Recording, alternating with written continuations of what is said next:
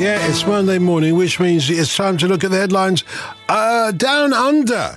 As we speak to freelance journalist in Australia, Paul Osborne, who's with us now. Paul, good morning from us, or good afternoon, isn't it, by now for you?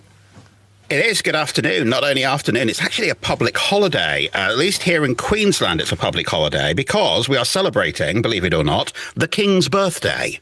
The King? I mean, as in the King? As in the King. Pretty much every state gets this holiday on different dates, and we get ours on the first Monday in October.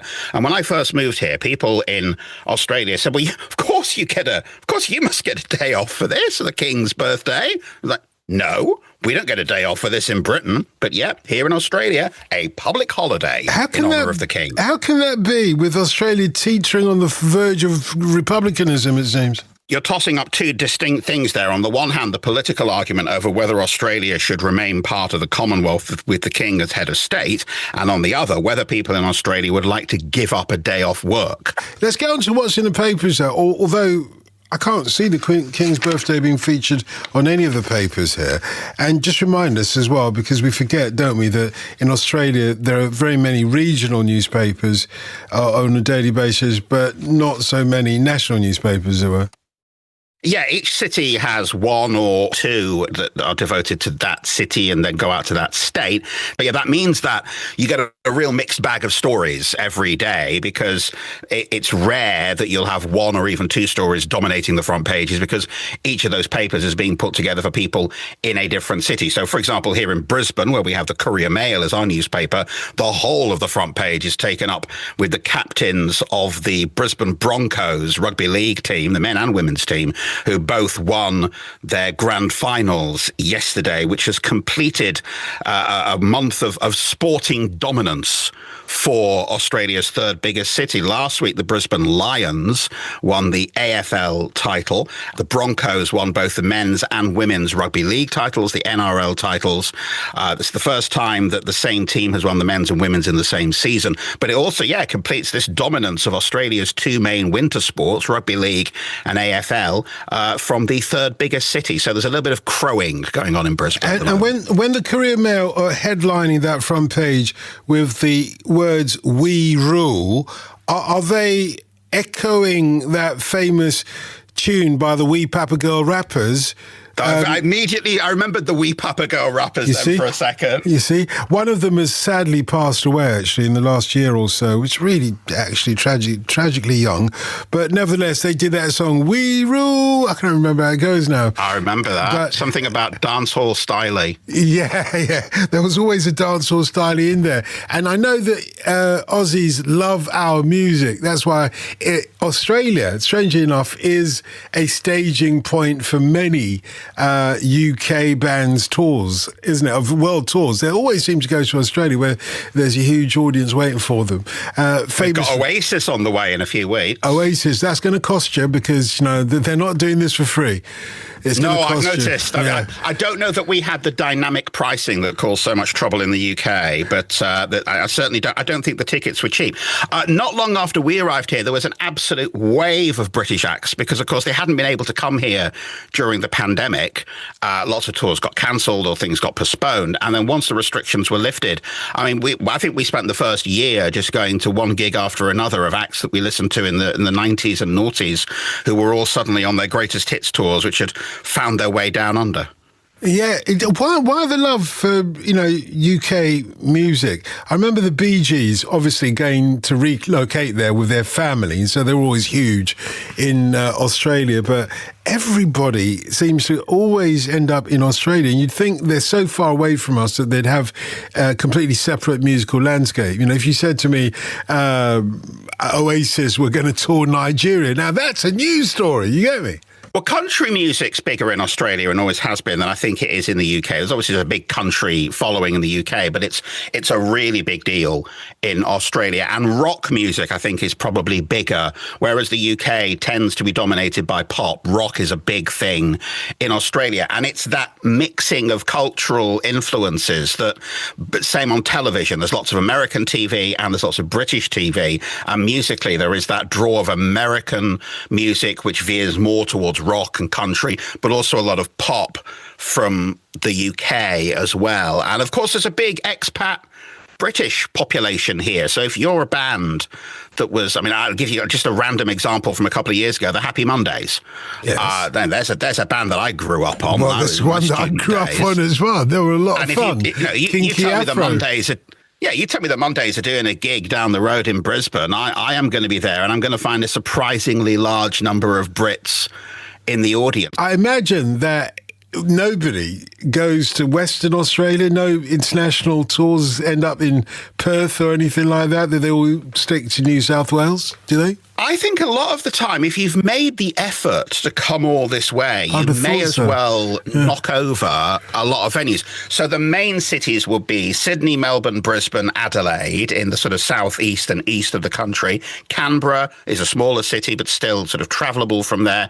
And then Perth, it's a lot. I mean, Perth is a 5-hour flight from where I am. But if you've come all this way, you particularly see this with comedians. Ross Noble spends a lot of his time in Australia and gigs not just in those big cities, but in some of the smaller towns as well. Jimmy Carr, I think, is on his way over soon, beginning of next year. And again, is not just performing in those 5 or 6 big cities. He's working his way through smaller towns like Newcastle, Caloundra, places like that, and doing gigs there. There is that thing that if you're here, you may as well do it properly. And of course, you may as well hop over the ditch, as they say here, and do a handful of gigs in New Zealand as well. That makes a lot of sense. And I'm assuming that the likes of Jimmy Carr are there because it's financially lucrative. Even when you're touring the small towns, the whistle-stop towns, as it were, where they have, very small populations. It's a big, it's a big deal. I don't mean to be into insulting to the people of Caloundra, for example, but they don't get a lot of big gigs there. And so if the guy who, for example, the 8 out of 10 Cats Let's Countdown is on TV pretty much every night here in Australia. So if the guy who hosts that is coming to your town to do a gig, you're probably going to sell that out pretty comfortably. What about the guy who presents overnight programs at the BBC? Any sort of interest in him coming over and doing it? I can put a word in for you. We can start a campaign, bit of a hype campaign. I wasn't talking about myself. I was wondering if there was a guy. It's a hypothetical question. I wasn't talking about myself. I'm going all over there. I mean, hypothetically, if there was a guy who'd been entertaining the nation in the dead of night for 2 decades, I'm sure we could construct. Coming up to 3, mate. I was being kind to both of our ages. Thank you. I'm sure that we could whip up a PR campaign. No need for that, not just yet, because there are other things to talk about when we're looking at the papers. I mentioned Western Australia there. The paper from Western Australia is leading with a gun story. It's a serious story, so maybe you should make light of it. But what's going on there? It sounds like the police fought the bad guys and the bad guys lost. It's an issue that's been talked about a lot in Australia, actually, in the last couple of months, which is this thing called the sovereign citizen movement. Now, other countries have had this too, but Australia has a number of people who say they do not recognise the authority of the state, of the nation. So they don't recognise the authority of the police or the government. Now, that manifests as things like they don't pay their taxes or they don't pay their local rates. Well, that's not going to go down very well. Parking fines, they don't pay those. But it sometimes has escalated into more conspiracy theories and isolationism, particularly in more isolated areas. Now, back in August, 2 police officers were killed in the state of Victoria, in a rural part of Victoria. And the suspect in that attack, a man who goes by the name of Desi Freeman, was one of these sovereign citizens, and he disappeared into bushland nearby, and he hasn't been seen since, despite a massive police operation to find him and a huge reward for information. And that has sparked other police forces in other parts of Australia to start getting a bit more interested in this and looking into this. Now, Australia has tight gun laws. They were tightened up after the Port Arthur massacre nearly 30 years ago in 1996, which was a mass shooting that happened in Tasmania, in which 35 people were killed. And Australia, on the back of that, passed very, very tough gun laws. At around the same time, the UK was banning handguns after the Dunblane shootings. But there are still a lot of guns in Australia because, particularly in rural areas and farming areas, there are still a lot of licensed firearms. So this story is about the police in Western Australia who have seized more than 100 firearms, and they have cancelled more than 40 firearm licenses from people who they say are part of that sovereign citizen movement, and therefore, in the view of the police commissioner in Western Australia, don't meet the fit and proper requirements to hold a firearm certificate. So the group themselves dispute that. They say they're not a danger to anybody. They want to have conversations with the police. But it's a police reaction to that issue in Victoria, the killing of those 2 officers. It's a real matter of concern now for police and for state governments across the country that this movement, that the sovereign citizen movement traces its history in Australia back to the 70s. But researchers say there was definitely a big spike in interest and potentially in the number of people involved around the time of the COVID pandemic and immediately afterwards, which is a story that we've heard, from other countries as well. It seems like the politics is never far away from the front pages. I like the way they do their politics, actually, because it reminds me of the old way we used to do it in the UK, maybe, where you're not going for a for want of a better way, beauty contest of unflattering profile shots of the politicians who were under the cosh, as it were. But the Sydney Morning Herald has gone for politics. Hasty cost us office, says Dutton. This is part of a wider issue about the future and about a battle for control in Australia's main opposition party, the Liberals. Now, the Australian Liberals are effectively like the Conservative Party, and they operate in a coalition normally with the National Party, which is focused more on more rural and remote parts of Australia. They have been in government. They were in government for a period up to 2022. When they lost and Labour took office with Anthony Albanese on a very narrow majority. But in the federal election we had back in May, Labour absolutely thumped them. They won 94 seats in the federal parliament, and the coalition of the Liberals and Nationals finished up with somewhere in the low to mid-40s. It was an absolute thumping, and the party then got a new leader. Peter Dutton, who's the guy referenced in that headline, stood down. He actually lost his seat in that election, was replaced by a woman called Susan Ley. She has tried to start the process of pulling the Liberals a little bit more to the centre. There was this sense that the Liberal Party had swung to the right in a way that alienated quite a few voters in places that they needed to win if they were ever going to get back into power. And what happened over the weekend, at the end of last week, was Andrew Hastie, who was the Liberal Party's immigration spokesman, resigned from the party's front bench.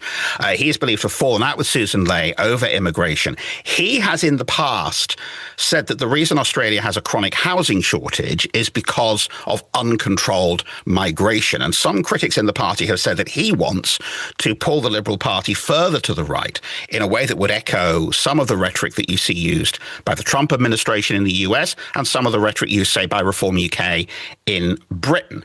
Now, Susan Ley wants to move it the other way, wants to sort of head back into the centre a little bit and appeal to some of those voters who she thinks have been alienated by some of that harder rhetoric. And so that debate is going on. Now, you mentioned Australian politics is a world of its own. It's rough. And she's only been leader for a few months, but there are already people talking about potential leadership challenges. And is Andrew Hastie resigning from the front bench because he wants to challenge her for the leadership? But at the same time, that headline you mentioned in the Sydney Morning Herald, the Liberal Party is having a big investigation into what went wrong in that election, into how they lost so badly. And Peter Dutton, the former leader, is supposedly, in confidential evidence that he's given to that internal inquiry, unloaded on Andrew Hastie, said that he was effectively on strike in the months leading up to the election. He was absent. He was scared to do media interviews. He was lazy. He didn't do the policy work, really laying the blame for a lot of the problems that his party faced at Andrew Hastie's feet. Now, a lot of people might criticise from outside that actually it was Peter Dutton's somewhat lead-footed approach to campaigning, and his personality seemed to turn off a lot of voters too. But right now, the most recent polling has that Liberal National Party coalition at a historic low of about 28% support. Not only voters who've gone to the Labour Party, but other voters who've gone to parties on the hard right. One Nation, which is a straightforwardly anti-immigration political party, is at around 11% in those polls. That is nearly double the vote share they got in the election, and that election was less than 6 months away. So the opposition party in Australia in absolute disarray. And it's interesting, if you look at some of the British papers that are previewing some of the announcements that may come from the Conservative Party conference this week, it feels like the main aim that Kemi Badenoch has is to just get the Tories heard in what is increasingly a Labour versus Reform debate. There's a similar thing here, that the Liberal Party just seems to be absent from a lot of debates about politics in Australia, and rather than, it seems, concentrating on how they could win back public support, they are at the moment too busy sort of stoking the guns for a civil war. Yeah, look, we haven't got a huge amount of time, but I have to ask you this question because it seems to be part of the narrative of this political conversation. Does Australia still have a problem with women politicians? Is it still a blokey landscape? It's a very blokey political culture. And Susan Ley, a woman leading the Liberal Party, there have certainly been allegations that some of the criticisms of her have been sharper and harsher and less tolerant because she is a woman. And there is form here. We mentioned last week that Anthony Albanese, the Prime Minister here, gave a speech at the Labour Party conference in Liverpool last week. In the audience for that speech was Julia Gillard, who was Australia's first woman Prime Minister. Yes, indeed, yeah. And she suffered some absolutely outrageous treatment, language, behaviours that would never have been aimed at a male politician. And it famously came to a head when she made this explosive, off-the-cuff speech of 10 or 15 minutes duration, where she railed against the then opposition leader, Tony Abbott, and went through some of the sexist, misogynist things that had been done in his name or by members of his party or said by him himself. And there had been no comeback. There had been no criticism. There had been lots of stuff about her appearance, lots of stuff about a woman not being up to the job. And that's actually the subject of a play that I saw a few weeks ago here in Brisbane, a one-woman play called Julia, which talks about Julia Gillard's upbringing and rise through politics. But then the end of it is the person on stage delivers the whole of this very, very famous speech. It was one of those early things to go viral on YouTube. And here we are 15 years later, and there is certainly a sense from some that some of the criticisms of Susan Ley, who, as I say, has only been the leader of the opposition for about 4 months, and already there are rumours that she's not up to the job and there may have to be a challenge, and that challenge is going to come from a man. There are certainly hints in there that sexism is still a big issue in politics in Australia. And to quote one British artist that's toured many times in Australia, Cliff Richard, power to all my friends, etc., including you. Paul Osborne, thank you very much. Appreciate that, Paul Osborne. Thank you.